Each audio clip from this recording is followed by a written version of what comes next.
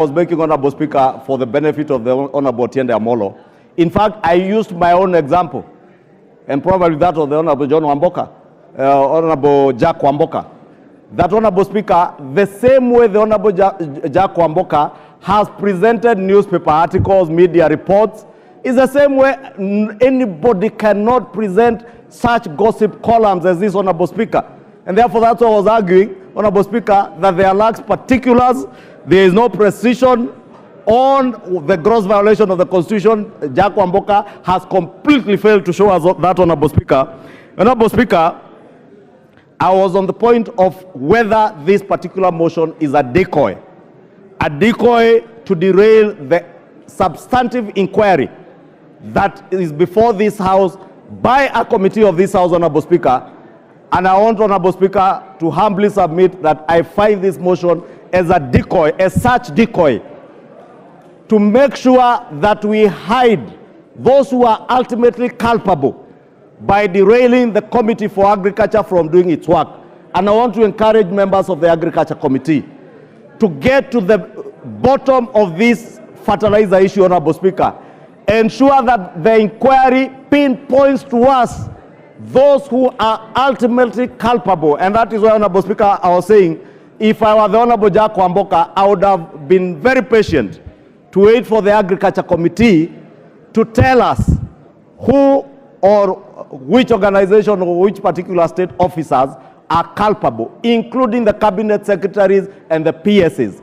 Should the Agriculture Committee find the cabinet secretary, the principal secretaries, those at NCPB culpable, then we have a duty and an obligation to the country to hold them to account. Otherwise, Honorable Speaker, as things stand now, the Honorable Jack Wamboka has completely failed, Honorable Speaker. This motion, Honorable Speaker, finally seeks to remove the CS on grounds that there are serious reasons to believe that the Cabinet Secretary has committed a crime under national law. Honorable Speaker, this ground requires the Honorable Jack Wamboka to have attached evidence of conviction or judgment made against the accused person. He has failed to do so. In fact, he has gone to great lengths, Honorable Speaker, to quote cases that, as somebody, I think is Honorable Owen Bayer, pointed out, cases that we considered at the point the House vetted the Honorable Mithika Linturi as Cabinet Secretary and approved. Therefore, Honorable Speaker, as the Honorable Owen Bayer was alluding to, that is a matter that is already spent.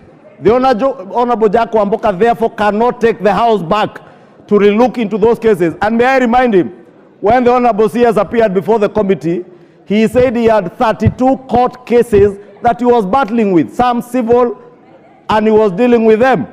And the committee, including the member for Bumula, approved the Cabinet Secretary to serve as Cabinet Secretary. How then do you retract your own steps or call the House to retract our own steps, Honorable Speaker? Honorable Speaker, allow me to conclude by just saying, Honorable Speaker, that the mover of this motion, as courageous as he thought he was, he has completely failed the House. He has failed to show us the precision with the law that he ought to show in line with the Constitution and the standing orders. I have spoken to the probate value of the evidence he has adduced that is not there.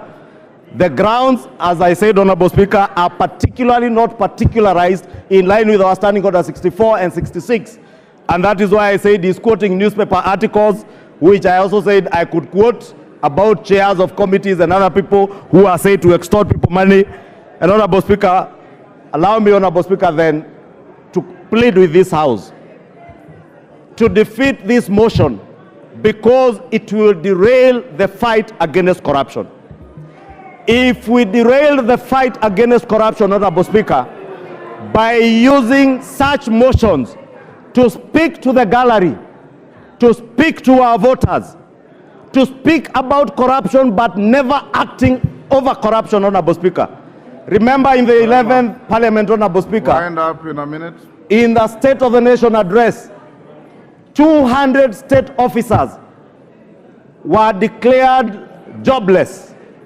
But what came out of that political pronouncement, Honorable Speaker? Absolutely nothing. That is what the Honorable Jack Wamboka is calling on this House to do. to make a political declaration in the impeachment of a CS, but get absolutely no value in the fight against corruption. Allow our Committee for Agriculture to expedite its inquiry, find those who are culpable to be charged before courts, allow DCI, EACC to complete their investigations, and call on us. If you find any public officer culpable, we shall be there to support you to impeach anybody who will be found culpable subsequent to credible investigations. But these other political things from newspaper cuttings, my friend Jack Wamboka, falls flat. And I would beg you this early to withdraw this motion to save yourself from the embarrassment, Honorable Jack Wamboka. This is why the Constitution put a very high threshold. Daniel Manduku. Daniel Manduku. Nyaribari Masaba.